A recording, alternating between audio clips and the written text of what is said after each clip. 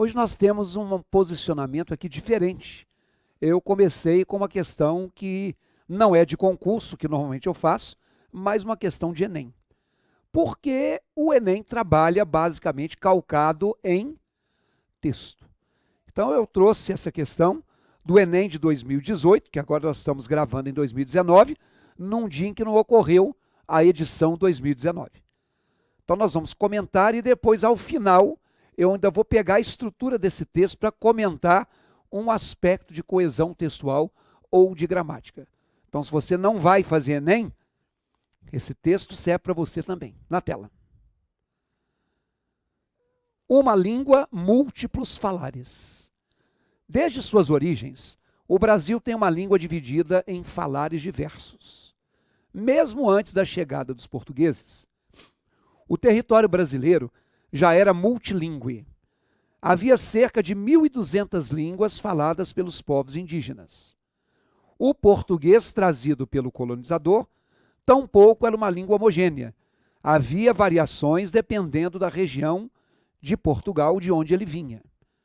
Há de se considerar também que a chegada de falantes de português acontece em diferentes etapas, em momentos históricos específicos. Na cidade de São Paulo, por exemplo, temos primeiramente o encontro linguístico de portugueses com índios.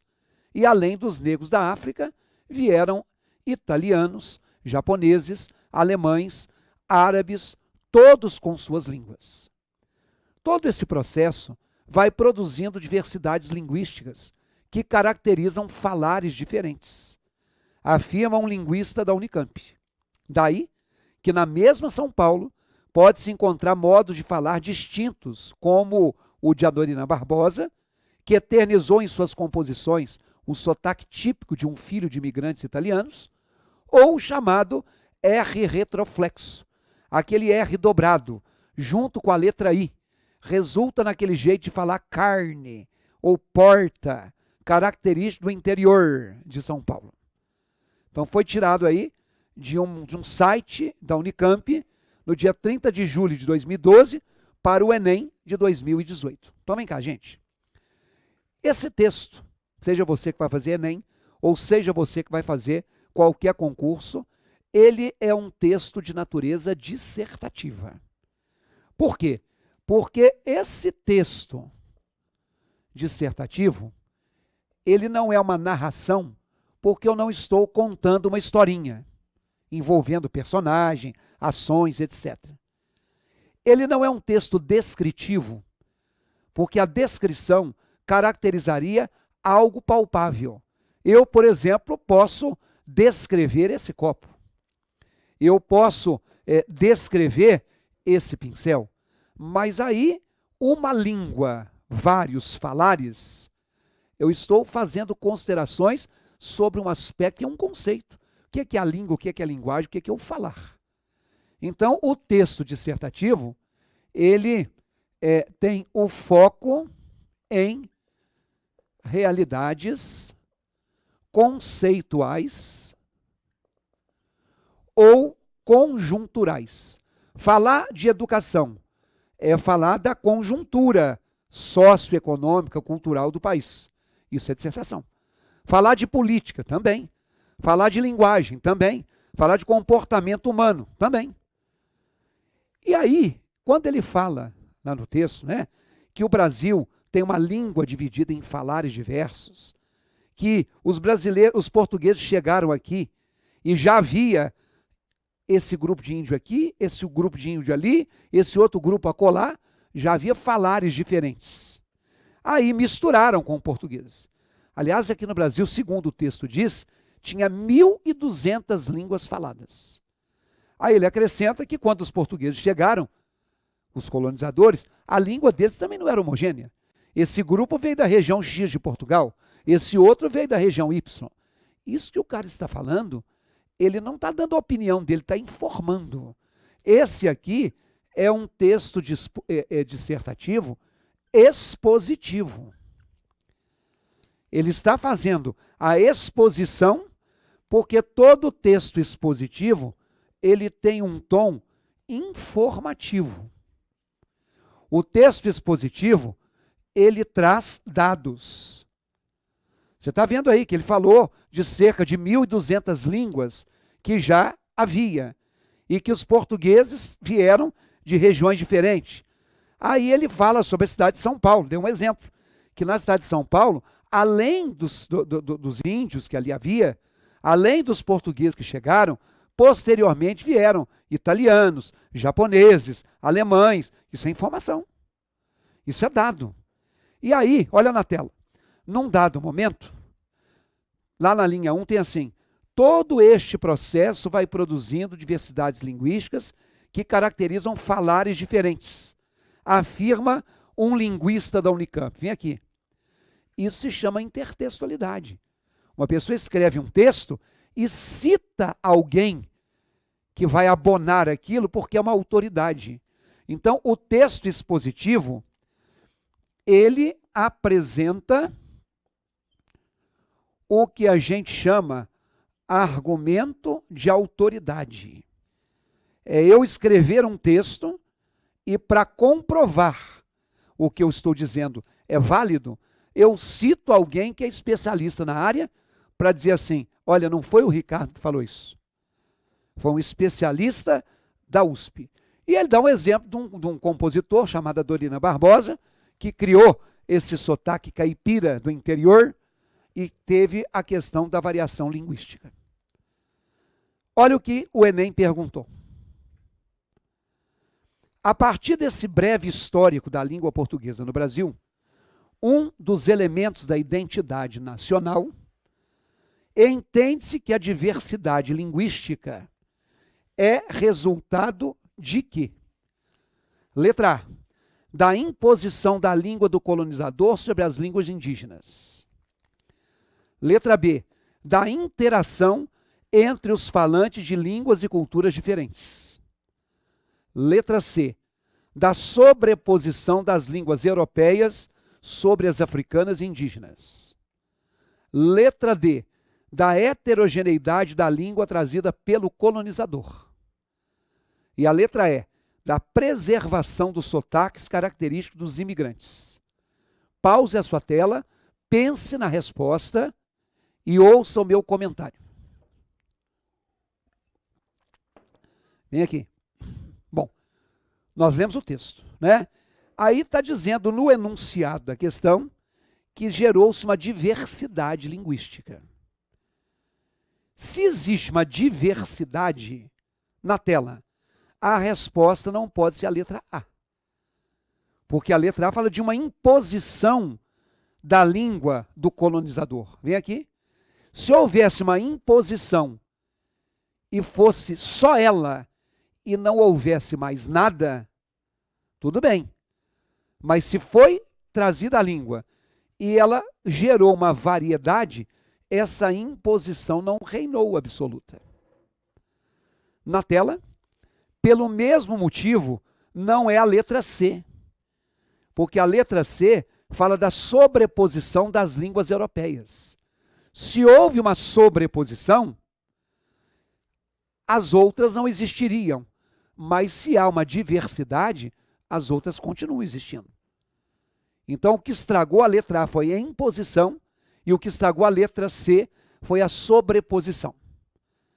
Na tela, também não é a resposta a letra E, porque ela fala de preservação dos sotaques. Vem cá, não foi só a preservação dos sotaques imigrantes. Foi a mistura desse sotaque com outros sotaques.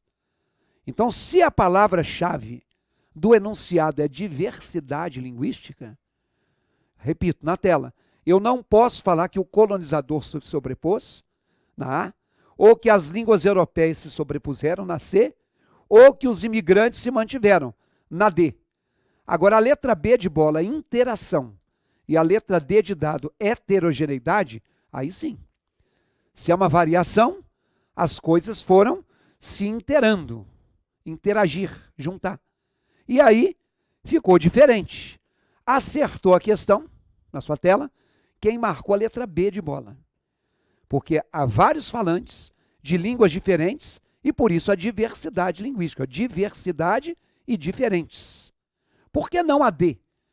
Porque a heterogeneidade não foi só na língua do colonizador. Tem que levar em conta as outras situações. Tá bom? Isso é a questão do Enem.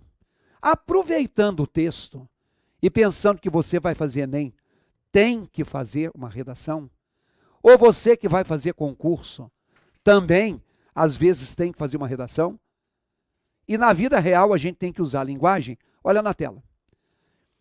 Um dos fragmentos desse texto tem a seguinte frase: havia cerca de 1.200 línguas faladas pelos povos indígenas. E a outra: há de se considerar também que a chegada de falantes de português acontece em diferentes etapas e em momentos históricos específicos. Vem aqui. Eu destaquei o verbo haver 2 vezes. Uma das coisas importantes que você tem que guardar para o uso da norma culta, olha na tela aí, é que muita gente, para caprichar, pensaria que a primeira frase seria assim: haviam cerca de 1.200 línguas. Vem aqui. Só te lembrando um dos casos importantes de coesão e de concordância. Cuidado com a utilização do verbo haver. Porque se o verbo haver, ele for utilizado no sentido de existir, ou no sentido de ocorrer, a gramática tradicional chama esse verbo de verbo impessoal. E esse verbo, chamado de verbo impessoal, esse verbo, nesse sentido, ele só pode ser usado no singular, porque ele não varia nas pessoas do plural, por uma convenção gramatical. Por isso é que eu devo dizer que havia 1.200 línguas, como está no texto. Então, aqui estou falando que existiam 1.200 línguas. O verbo existir, ele varia. É o verbo haver é que não varia. Tá? Então, da mesma forma, devia haver tumultos internos. Eu agora usei a expressão que tem o verbo haver. E ainda que eu fale de tumultos, eu não falo haviam. Ou eu digo também que deviam existir tumultos, ou eu falo também que deviam ocorrer tumultos. Mas o verbo haver no sentido de existir não varia. Olha na tela. A outra ocorrência do verbo haver não é de existir. Há de se considerar também que a chegada de falantes portugueses acontece em determinadas etapas. Aí seria assim: deve-se considerar também, pode-se considerar também. Esse não é o verbo haver no sentido de existir. Por exemplo, eu deveria dizer assim, hão de se considerar outras visões. E aí você está vendo que o verbo haver nessa expressão variou. E o verbo haver nessa expressão variou, por quê? Porque não é no sentido de existir. Aqui é assim, devem se considerar. Ou é assim, podem se considerar. Ou ainda é assim, vão se considerar. Existem se considerar, não é. Então fizemos uma questão do Enem, revimos uma questão de concordância e de repente você já se esqueceu. Se você entrar aqui no meu site, olha lá, www.ricardoerce.com.br, nós temos um produto lá chamado Exercitando o Português, que trata de vários temas. Inclusive, nós temos um inteiro só sobre concordância verbal. Nesse de concordância verbal, falaremos desse caso que vimos agora e de outros tantos. Está estudando? Vai fazer prova? Quer aprimorar? Concordância é um assunto importantíssimo. Entra lá, www.ricardoerce.com.br. www.ecc.br.